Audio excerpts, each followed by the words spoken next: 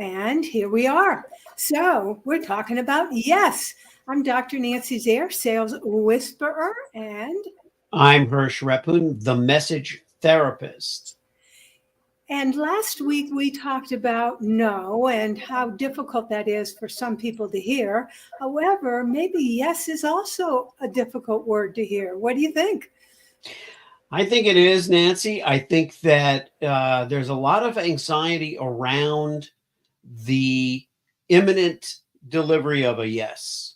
When we're selling to others, when we're presenting ourselves to others. And, it occurred to me right before we got on here that stage fright is a manifestation of the fear of yes. We're possibly worried that people are going to hate us or not. If we're doing comedy or giving a speech, that people aren't going to give us the desired reaction.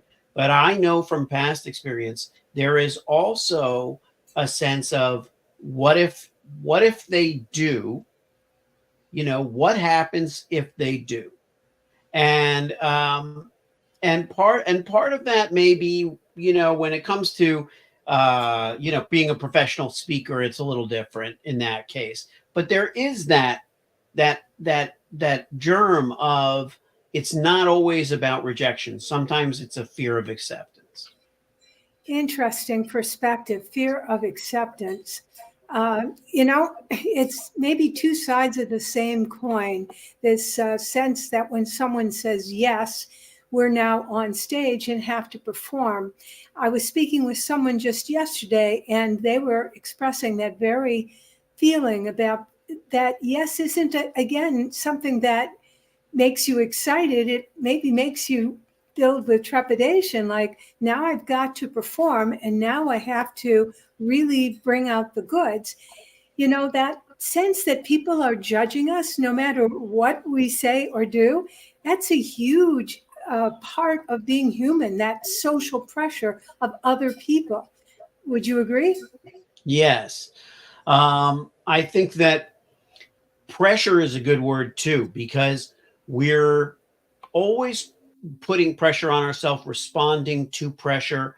Um, I it's been a very present thing in my mind lately, putting pressure on ourselves, whether we're putting too much or not doing a good enough job of accepting the pressure or managing the pressure. And there's no handbook, I think, for a human being as to what is an acceptable amount of pressure to put on yourself. What have you learned in your travels in terms of putting pressure on ourselves to perform versus lighting a fire under ourselves? Yeah, and I'm glad you kind of put them in a continuum, Yeah. because you know there's an expression about the butterflies in your stomach, that it's very common for speakers, whether I assume it happens for improv, it certainly happens for professional speakers. It happens, of course, if you're not a professional speaker and you're asked to speak, that you feel that nervousness in your belly. And what it is that we call it butterflies. However, the important part isn't so much the nervousness as it actually is energy. So is that energy, are you interpreting it as something positive that propels you in a good direction? Or are you interpreting it as perhaps something negative that is holding you back? Because bottom line, it is energy, and it's just the way we think of it that makes all the difference. Well, you nailed it, because it is the way we think of it. The other day we were about to go to my daughter's last soccer match of the season, and she's 9 years old, going on 10, and she's putting her cleats on, and she looked up and she said, "Oh, I have butterflies," and she said it with a real kind of like excitement, clearly not fear. And in fact, I think people associate butterflies with that feeling that you described, that energy that you described, but it definitely was energy and it was excitement. And I think that we should aim for butterflies. We should strive for butterflies going into a call, going into a sales call, going into a meeting, going into anything. And I think what we maybe a tip that I might throw out there, a pointer would be, uh, don't let the situation dictate your mood. Have your mood dictate the situation. It's very much like what I said a moment ago about how we interpret or how we think of it, as opposed to the name of the condition. It isn't the circumstance, it isn't the situation per se, it's our naming of it and hence our evaluation of it. And so it's a story that we're telling, right? Same neutral event out there. And I'm using the word neutral deliberately because it is neutral until you or I or someone else puts a judgment on it. And that neutral event, therefore, is available for us to judge and to evaluate. And do we come out on the side of it's exciting, like your daughter was feeling like, oh, I can feel that, adrenaline going in my system, and she's labeling it as excitement? Or are we labeling it as a fear emotion, something that, oh my gosh, dread, anxiety, concern, etc.? Same situation, it's how we're labeling it, and hence how we're going to show up and experience it. Yeah. Now you're an expert on the other party as well. Who are you talking to in a given situation? So, are there specific strategies for upping our confidence? When we're talking to people of different personality types. Well, I think the basic way to up our confidence is to be able to I know who is it I'm speaking with, and to have advanced information as to what that person is likely to be. I believe gives you more confidence because you walk in saying, I know this person's going to be chatty. And then when they start talking a blue stream, guess what? It's like, well, that's who they are.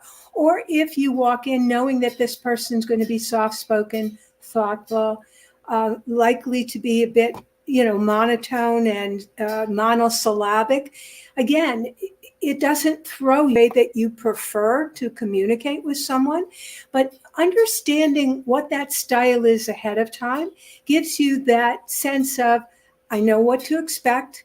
And now I have a choice how I show up, because it's important to be authentic and be true to ourselves. Yeah, and that can increase the butterflies and minimize the fear. Um, but to get back to yes as well, Yeah. uh, I think that when we're trying to get that yes in a call with a prospect, sometimes, let's say one theory is, well, they're going to give you a lot of objections in your sales call, and then you have to overcome the objections. And if you're dealing with a personality type who says to you, and their type in advance, well, I don't make my decisions on the first call. I have to make a lot of inquiries, and I'm going to need time to explore this in detail. you know one perspective might be, well, that's an object their objection is that they need time. I need to overcome that objection. But that's their type. How do you counter that opinion? You see, this is where I believe that when the focus is on making a sale as opposed to serving the other person, that is the problem right there. And, even framing it as getting to yes. There's a book by that title, and it's a fascinating book about negotiating. And for those of you who know Uri Fisher, and can't think of the second author's name at this point, but it's really about, again, being authentic and getting underneath what the words are that we use, and understanding truly what is the goal, what is the value going on in the buyer's head, because that's what getting to yes is about. It isn't convincing. Oh, do I hate that word convincing when it's used in the context of selling. This is Mhm. not about convincing people. Convincing people is not a win. It might temporarily seem like a win because, they said yes and that was my goal. But in the long run, it's going to blow up and it's not going to be a good situation for you or the other party.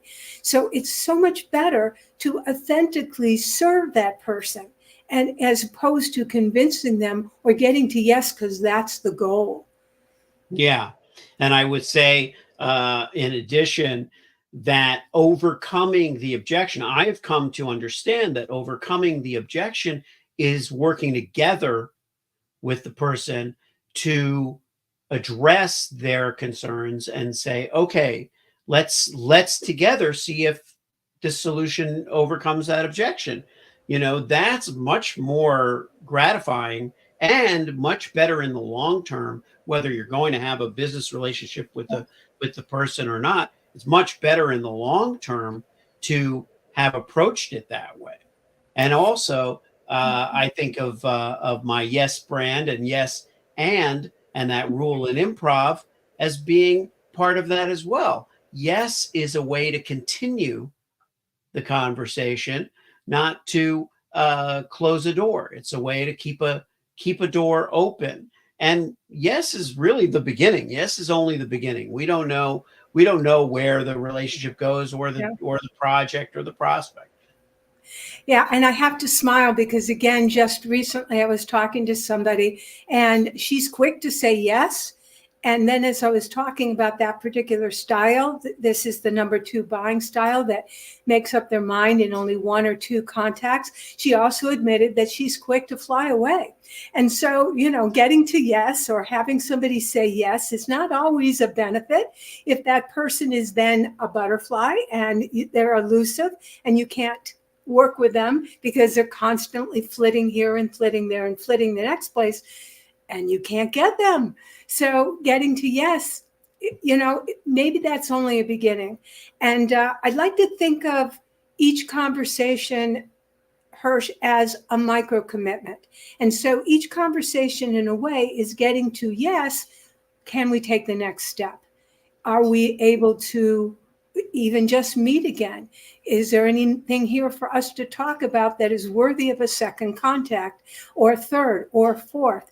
To me, that's an important yes, is to continue moving the relationship and deepening it each time we meet. Yeah. Yeah, I like that we're kind of shaking out on this thought that yes is a process, and that may be a great conclusion of this chat. In that sense, that and there's another thought that comes to mind, which is that yes, yeah, I've come to think of yes as almost inevitable, but not in the way that we think. Because sometimes we go into a situation and our hope is that they're going to say yes to a certain question or offer.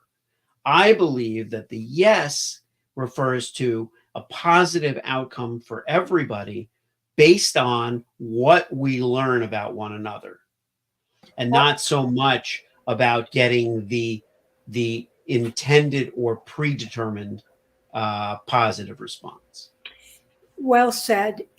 Again, as we continue to deepen our relationships with our prospects and they continue to want to connect with us, this to me is a win. This is what yes is all about. And whether they actually work with us today or work with us tomorrow, as long as the relationship continues to thrive, grow, and develop, there's an opportunity for us to work with each other.